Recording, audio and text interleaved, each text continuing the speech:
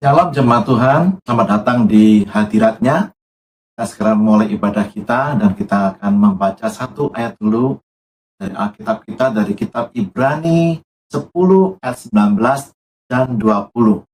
Ibrani 10 ayat 19 dan 20. Ya, baik. Jadi oleh darah Yesus kita sekarang penuh keberanian dapat masuk ke dalam tempat kudus, haleluya. Karena ia telah membuka jalan yang baru dan yang hidup bagi kita melalui tabir, yaitu dirinya sendiri. Puji Tuhan, kita akan menyembah Tuhan, menikmati korban dan penebusan Yesus yang membuka jalan bagi setiap kita untuk berani dan bisa masuk ketemu dengan tempat kudusnya Tuhan. Haleluya.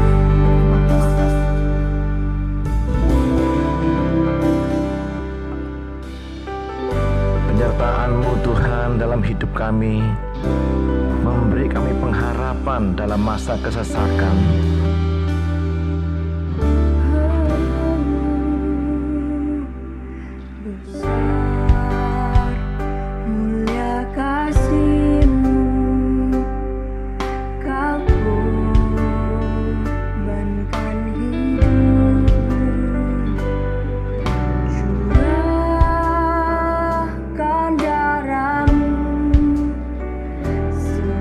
Sebagai ganti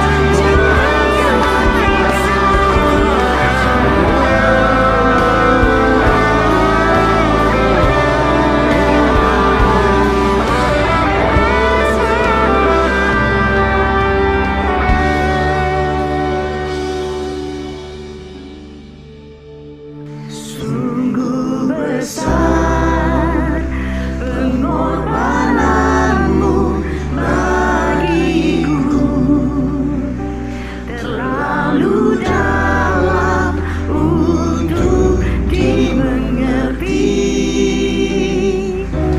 Sungguh besar,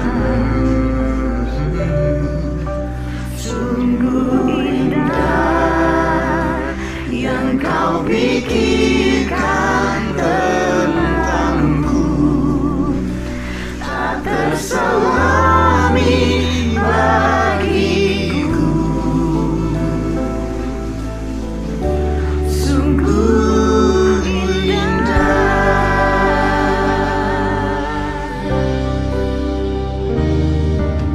Kemanakah aku dapat pergi, menjauhi rohmu yang suci, kau sahabat,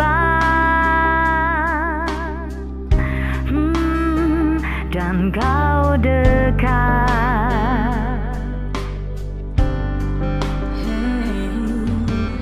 Bahkan seluruh pengabdianku tak bisa membalas kesetiaanmu. Sungguh mulia dan berharga. Sama-sama nyanyikan.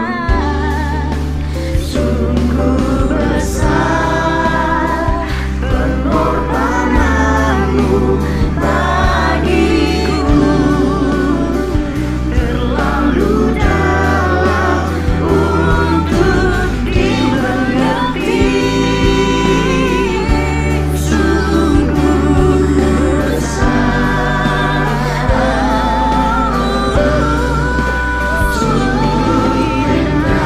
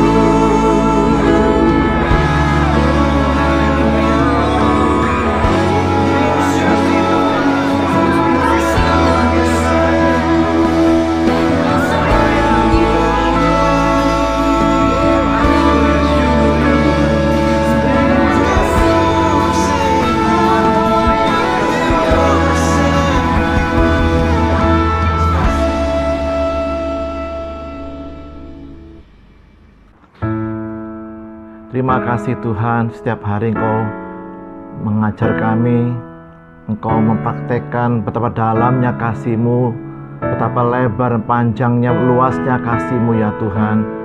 Engkau melebihi dunia ini bahkan, karena Engkau mengasihi kami manusia Tuhan. Terima kasih setiap hari setiap pertolongan-Mu Tuhan, kesetiaan-Mu menolong kami, memberkati kami, melindungi kami, memelihara kami. Luar biasa kasih-Mu besarnya Tuhan. Terima kasih Bapa, terima kasih. Kami mau belajar mengenal Engkau lebih dalam lagi akan kebaikan Tuhan yang tak terbatas itu.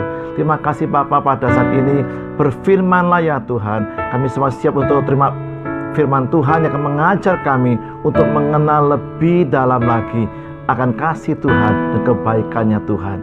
Terima kasih Bapa. Tuntun hidup kami, pimpin hidup kami dan masa depan kami. Di dalam berkat nama Tuhan Yesus Kristus kami sambut firman-Mu. Haleluya. Amin. Shalom jemaat Tuhan yang saya kasihi. Sampai saat ini kita masih beribadah secara online di rumah kita masing-masing. Karena pandemi virus corona ini belum ditemukan vaksin atau obat yang tepat untuk menyembuhkan penderitanya. Salah satu upaya pemerintah untuk mencegah dan menghentikan penyebaran virus corona ini adalah menjauhkan jarak sosial atau social distancing. Dan sebagian besar penduduk diharuskan tinggal di rumah mereka masing-masing. Tentunya sambil menunggu ditemukannya vaksin yang betul-betul tepat dan telah teruji untuk digunakan mengobati penderita COVID-19 ini. Tetapi cara ini pun juga bisa menimbulkan akibat yang tidak kalah serius di bidang ekonomi, hubungan antar manusia, dan gangguan psikis akibat perubahan keadaan kehidupan manusia. Sepertinya kita harus mulai membiasakan diri hidup di tengah-tengah pandemi COVID-19 ini sampai berhasil ditemukannya vaksin yang tepat. Demikian juga dengan ibadah raya kita. Situasi social distancing atau jaga jarak sosial ini membuat saya teringat akan keadaan orang-orang penderita kusta di zaman dahulu. Mereka benar-benar sangat menderita secara jasmani, jiwani, dan rohani mereka. Secara jasmani misalnya kulit tubuh mereka terlihat bersisik berwarna putih, daging di sekitarnya apabila ditekan, mereka sudah tidak bisa merasakannya. Kusta ini membunuh mereka secara pelan-pelan. Secara jiwani misalnya, yaitu mereka harus berpakaian robek-robek, berteriak dengan keras, najis, najis. Harus meninggalkan perkemahan penduduk dan tinggal di perkampungan orang kusta di pinggiran kota sampai meninggal di sana. Tidak boleh masuk ke bait Allah juga. Dikucilkan dari masyarakat dan keluarga karena bisa menular ke orang lain. Sendirian menghadapi penyakitnya tanpa didampingi seorang pun juga. Secara rohani, penyakit kusta ini tidak ada obatnya waktu itu ya, dan hanya Tuhan yang bisa menyembuhkannya. Karena itulah penyakit kusta ini dianggap sebagai kutuk hukuman dari Tuhan. Keadaan tersebut ada kemiripan dengan penderita COVID-19, tetapi pembawa virus corona tidak terlihat dari luar. Dan penularannya cepat sekali, dan kematiannya juga sangat cepat juga. Jadi ini benar-benar penyakit yang sangat berbahaya. Alkitab mencatat Tuhan Yesus pernah menyembuhkan penderita kusta di 2 kali kesempatan pada waktu dan tempat yang berbeda, serta dengan cara yang berbeda. Yaitu di Injil Lukas 5, Yesus menyentuh orang kusta dan sembuh seketika. Sedangkan di Injil Lukas 17, Tuhan Yesus berkata dan memerintahkan 10 orang kusta melapor kepada imam bahwa mereka telah sembuh. Meskipun waktu itu sebenarnya mereka belum sembuh. Tetapi di tengah perjalanan ke imam, mereka mengalami kesembuhan karena iman dan ketaatan mereka. Peristiwa ini menunjukkan kepada bangsa Israel bahwa Yesus itu Tuhan. Karena orang Israel mengakui bahwa hanya Tuhan yang bisa menyembuhkan penderita kusta waktu itu. Mari kita telaah lebih lanjut bagaimana mereka bisa mengalami kesembuhan dan pemulihan. Kita baca Injil Lukas 5 ayat 12 dan 13. Lukas 5 ayat 12 dan 13. Pada suatu kali Yesus berada dalam sebuah kota. Di situ ada seorang yang penuh kusta. Parah sekali kustanya. Ketika ia melihat Yesus, tersungkurlah ia dan memohon, Tuan, jika Tuan mau, Tuan dapat mentahirkan aku. Lalu Yesus mengulurkan tangannya, menjamah orang itu dan berkata, aku mau, jadilah engkau tahir. Seketika itu juga lenyaplah penyakit kustanya. Saya menemukan sedikitnya ada 3 langkah yang diambil oleh penderita kusta yang sangat akut ini. Kata Alkitab, seorang yang penuh kusta dan ia mendapatkan kesembuhannya. Langkah yang pertama yaitu kata firman Tuhan, ia melihat Yesus. Ia memandang Yesus. Ia mencari wajah Tuhan. Kesalahan terbesar kita adalah kita lebih banyak fokus kepada masalah dan penyakit kita. Sampai-sampai kita lupa bahwa hidup kita ini sudah dibeli dan dimiliki oleh Tuhan. Seperti misalnya saya ada barang yang rusak, maka tempat yang paling tepat untuk memperbaikinya adalah saya bawa barang tersebut ke tempat pembuatnya, atau pabriknya, atau tempat perbaikan resmi dari pabriknya. Maka saya berusaha untuk mencari tempat tersebut atau orang pembuat barang saya tadi itu. Demikian juga dengan hidup kita pribadi, keluarga maupun rumah tangga kita. Kalau saat ini ada kerusakan, seberapapun parahnya, percayalah Tuhan pencipta kita, pencipta rumah tangga kita, pernikahan kita, sanggup menolong dan memperbaikinya. Jadi carilah dahulu kerajaan surga, wajah Tuhan dalam doa, pujian dan penyembahan, maka kita akan menemukan jawaban atau solusinya. Tuhan Yesus mengajar kita kalau berdoa demikian, Bapa kami yang di surga. Kita diminta untuk melihat atau mencari wajahnya di atas atau di surga. Apa yang Rasul Yohanes lihat ketika ia memandang ke atas atau ke surga? Wahyu 4 ayat 1 menulis, kemudian daripada itu aku melihat, kata Yohanes, sesungguhnya, behold, lihatlah, sebuah pintu terbuka di surga. Luar biasa. Pintu kesembuhanmu, pintu pertolongan Tuhan, pintu pemulihanmu telah terbuka di surga. Kalau kita melihat ke atas, kalau kita melihat ke surga. Jangan pandangi terus masalahmu dan penyakitmu, tapi belajar memandang ke atas, memandang ke surga. Karena pintu solusi kesembuhanmu sudah terbuka di surga. Kemudian Yesus melanjutkan pengajarannya tentang doanya, yaitu datanglah kerajaanmu dan jadilah kehendakmu di bumi seperti di surga. Haleluya. Tuhan berjanji kalau kita berdoa mencari wajahnya, melihat ke surga, maka apa yang kau lihat di surga itu juga bisa terjadi di bumi, di hidupmu, kalau saja Anda mau mencari wajahnya dan berdoa. Demikian pula yang Petrus lakukan ketika diminta untuk membangkitkan Ibu Tabita atau Dorcas nama lainnya. Seperti yang ditulis di Kisah Para Rasul 9 ayat yang ke-40. Kisah Para Rasul 9 ayat yang ke-40. Tetapi Petrus menyuruh mereka semua keluar. Lalu ia berlutut dan berdoa. Nah, perhatikan arah doa Petrus. Petrus tidak melihat ke arah jenazah, mayat, masalah, hal yang mustahil, kematian, putus asa, putus pengharapan. Tetapi ia melihat ke surga. Selesai berdoa, kemudian ia baru berpaling. Ya, berpaling ke arah mayat itu dan berkata, Tabita, bangkitlah. Lalu Tabita membuka matanya dan ketika melihat Petrus, ia bangun lalu duduk. Luar biasa.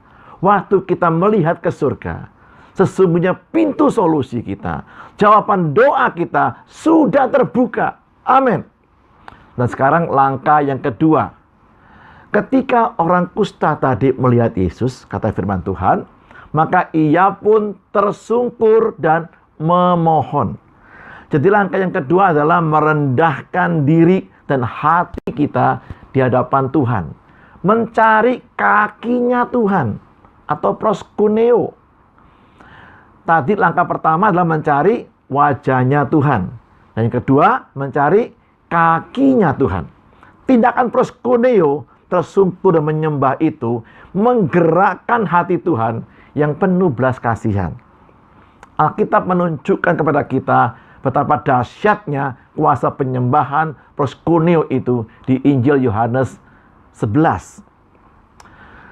Saat itu Yesus datang ke kampung Betania dan Lazarus sudah mati dan dikubur 4 hari. Artinya sudah terlambat dan tidak ada harapan lagi untuk hidup.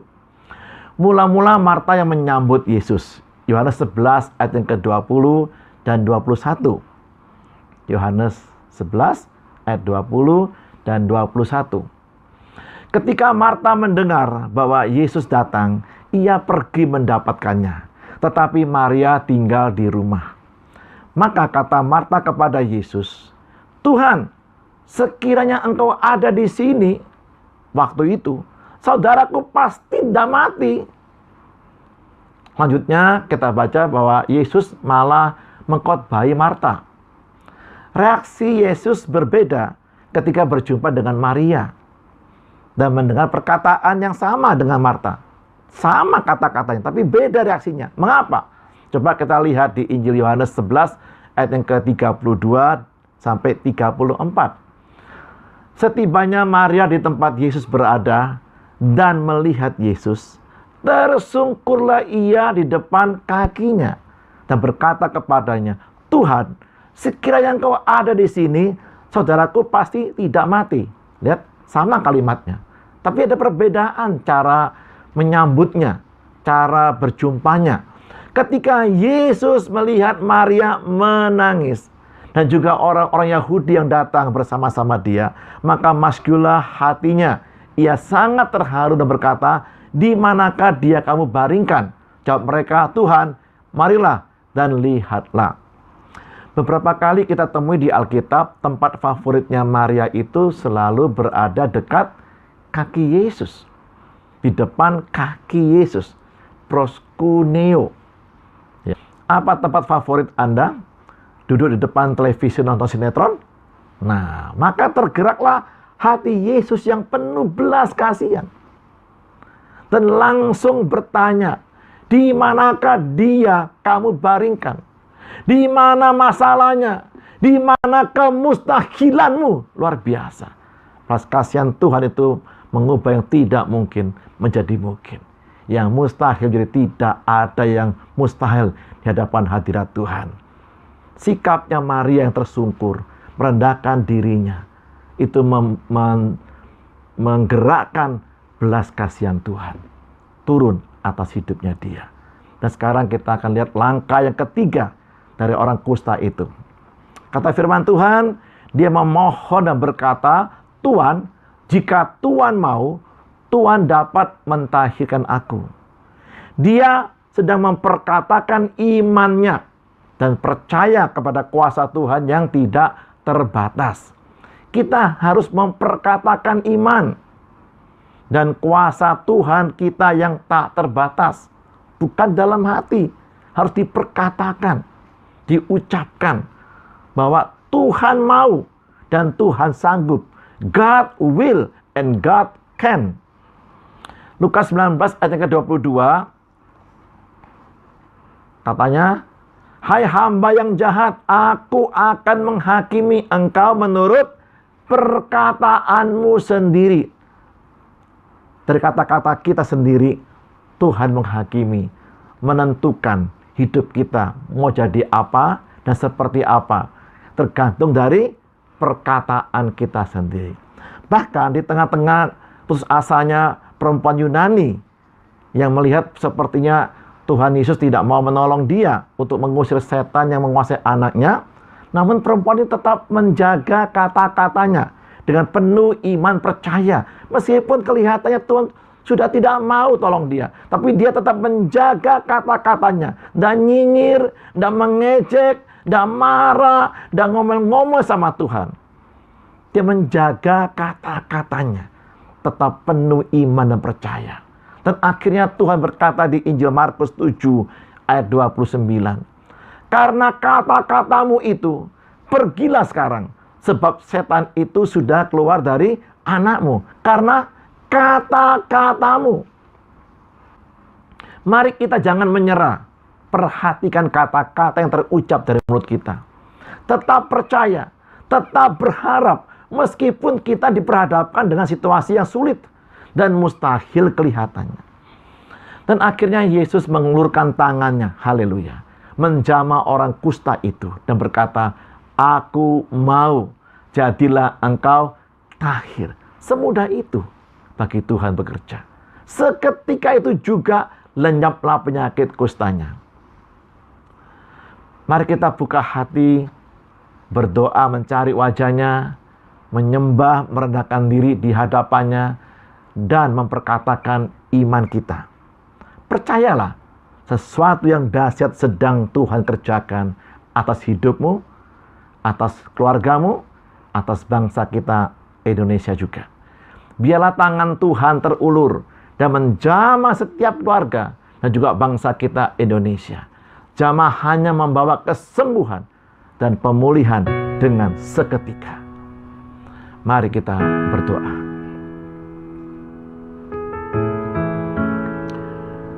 Terima kasih ya Bapa buat janji firman-Mu.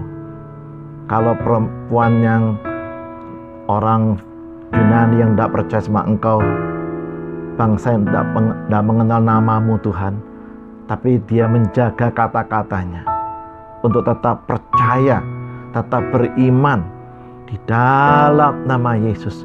Kayak buka hati kami, tangan Tuhan terulur dan menjamah hidup kami, menjamah hati kami, mengubah hari esok kami, mengubah nasib kami, mengubah kondisi situasi rumah tangga kami, kondisi situasi usaha pekerjaan kami, kota kami, dan bangsa kami berubah.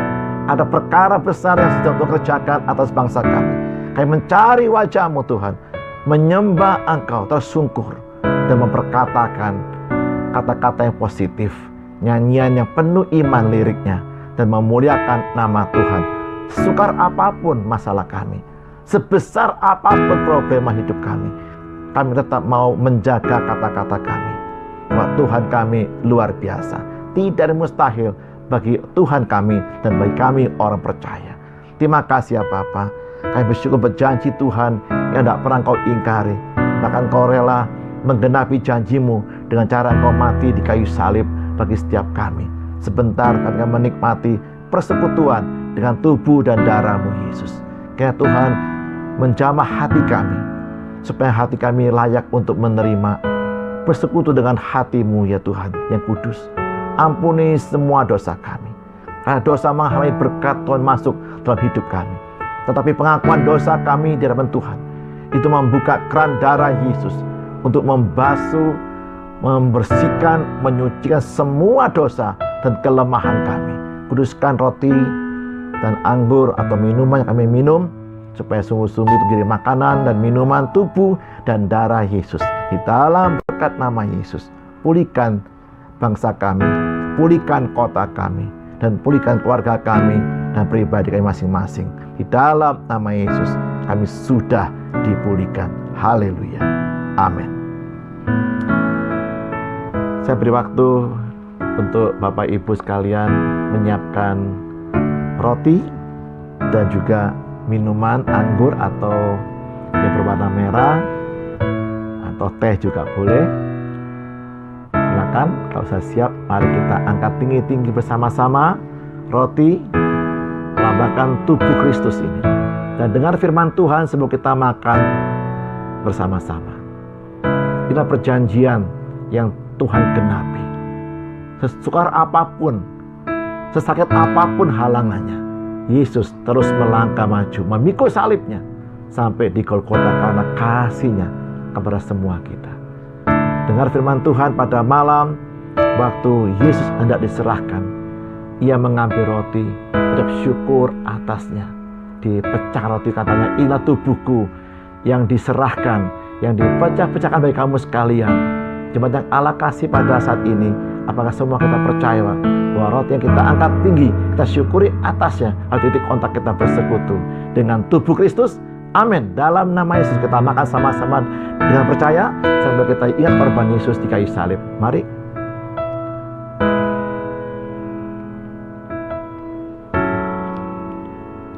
Terima kasih Tuhan. Sekarang kita angkat cawan perjanjian baru ini. Haleluya. Terima kasih Tuhan.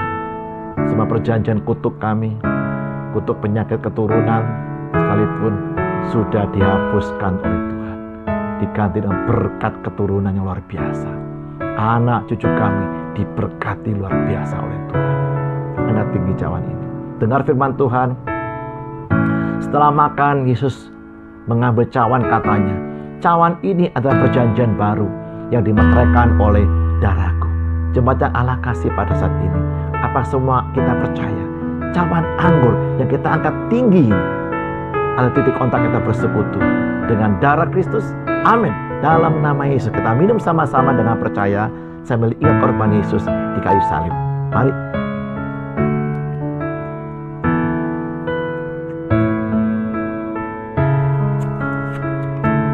Oh syukur Tuhan, terima kasih Tuhan. Terima kasih Tuhan, Engkau tidak sekedar bicara Tuhan, tapi Engkau membuktikan kasih yang begitu besar. Engkau mati buat kami, untuk menebus hidup kami, dan mengubah hidup kami, mengubah nasib kami, mengubah masa depan kami. Kami bersyukur ya Bapak, kami bersyukur di dalam nama Yesus. Haleluya. Mari kita akhiri ibadah kita ini dan penuh ucapan syukur akan kebaikannya Tuhan. Haleluya. Bagaikan langit yang mengepar, begitu luas kasih Tuhan yang dan begitu pertolonganmu dalam hidupku.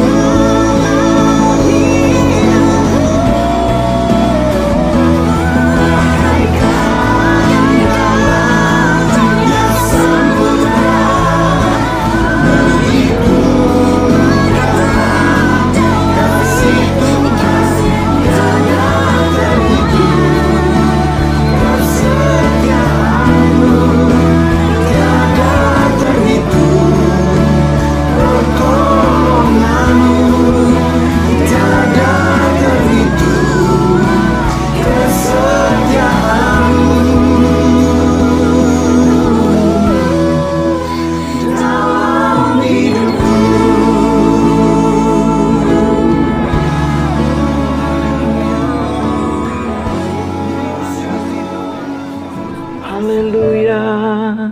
Terima kasih ya Tuhan. Mari jemaat terkasih, kita angkat tangan. Bagi orang tua, silakan taruh tanganmu di kepala anak-anakmu yang masih kecil. Berkati mereka. Taruh berkat Tuhan di kepala mereka, di hidup mereka. Tuhan memberkatimu dan selalu melindungi setiap langkah hidupmu. Setiap hari Tuhan selalu menyinari engkau dengan wajahnya, memberi engkau kasih karunia-Nya. Tuhan menghadapkan wajah kepadamu, memberi engkau damai sejahtera, berkat yang melimpah, berkat kesehatan, berkat kemenangan, perlindungan Tuhan, sukacita, kebahagiaan, keberhasilan, keberuntungan, memberkati kita, dimeteraikan berlaku bagi anak-anak kita juga, cucu kita, sampai selama-lamanya, di dalam berkat nama Bapa dan Putra dan Roh Kudus, dalam berkat nama Tuhan kita, Yesus Kristus. Haleluya. Amin. Puji nama Tuhan. Tuhan Yesus berkati Anda semuanya. Tetap jadi pemenang, bahkan lebih dari pemenang. Haleluya. God bless you all.